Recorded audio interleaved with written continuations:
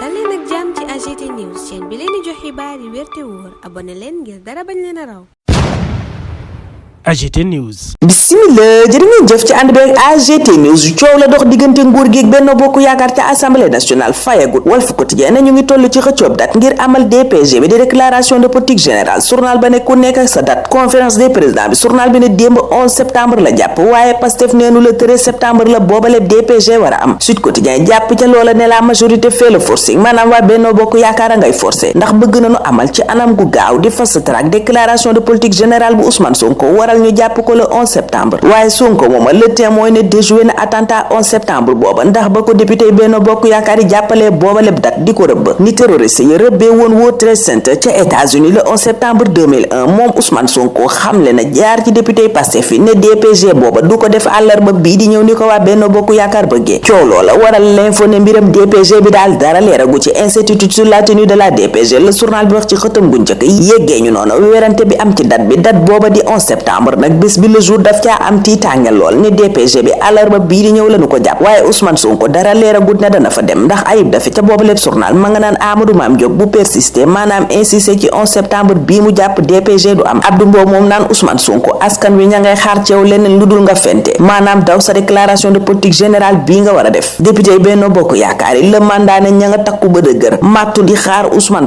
Sonko mooma ca critique Abdou Mbow naan pareegul pour ñëw def si déclaration de politique générale waaye journal booba daa gis ni njiitu réew mi Bassirou Diomaye Faye wañ na loxo premier ministre am ngir mu dem ca assemblée nationale te moom Diomaye yéene kaay baa ngay fàttali ni moo ko diggee woon moo ne woon bu nu jubbantee règlement intérieur bu assemblée nationale premier ministre na ñëw def ci déclaration de politique générale tribune ne Diomaye kay moom livré na Ousmane Sonko député yi ba nu jàppal ko 11 septembre di àllarba bii ñu dëkmal mu war caa dem janoog ñoom wax ak askan wi wax fan la nu jëmee Sénégal bis booba ñu jàpp nag ñoom waa Benno Bokk Yaakaar di la 11 septembre Les Échos la mu ca gis mooy jël nañu seen revanche ndax nguur gi jàppoon na ne ub na làmb ji ci assemblée nationale booba bi président wootee ñetteelu session extraordinaire waaye conférence des présidents ba mu dajee daal dinay fixé calendrier bi jàpp booba lépp DPG fukki fan ak benn weeru septembre te njortule mooy bu defee DPG bi moom Ousmane Sonko bu paree waa Benno Bokk Yaakaar la ñu bëggoon danañu ko def te mooy dugal ab motion de censure Amadou Ba bu Pastef ca booba lépp journal naan DPG bi dañu ko war a def juróom-ñetti fan gannaaw buñ leen ko yëgalee délai booba nag lañu jàpp ne assemblée nationale njiitam Amadou Mame Diop rawatina respecté wu ko tax Amadou Ba naan Ousmane Sonko premier ministre du ñëw wuy si benn convocation bu illégal maanaam bu méngoo wut ak yoon Abdou Mbow naan Ousmane Sonko yow moom xamal ne sénégalais ñu ngi xaar ci yow lu ne ba mu des nga daw bi lépp DPG ngir booba lépp DPG point actu daa gis ne Diomaye moom yóbbu na Sonko ca assemblée nationale ak lu ca mën a xew moom wàccoo na kàddoom moom mi ne woon buñ jubbantee règlement intérieur bi premier ministre dana ñëw ca assemblée nationale assemblée googa laas la mu gis ne moo fa xew mooy jeu et ruse maanaam yëfi daa mel ni làmbigalo ku jóg daanu ku ne ngay lali pexe itam ngir daaneel sa wujju ci wàllu politique l'observateur ne fi mu ne kay guerre des arguments moo am boor bu ne yaa ngay wax la nga def fan nga ko teg ak li nga jàpp ni mooy dëgg fan nga ci sukkandiku journal bi wëlbatiku sukkandiku ci ni yëf yi doxee tey ci wàllu politique diggante Diomaye Sonko ak Macky yéenekaay bi delluwaat ca bés ba njiitu réew mi ànd ak premier ministre am dem seeti Macky Sall ca palais mu ni foofa danoo meloon ne ñu déggoo am complicité lool waaye tey ñu ngi mujjee ci guerre totale yéenekaay ba jox ca kàddu ñu jàpp ne kon dañoo doon def semblant maanaam dañ doon won nit ñi ne déggoo nañu waaye mësunoo déggoo ñu delluwaat assemblée nationale ak vox populi mi ñu yeggee kàddu yi Amadou Ba mi ne Ousmane Sonko ci boppam moo war a jàpp date ngir ñëw def ci déclaration de politique générale président assemblée nag date booba mu jàpp di la 11 ak ni mu ko jàppee ayib dafa mën ko tuddee banditisme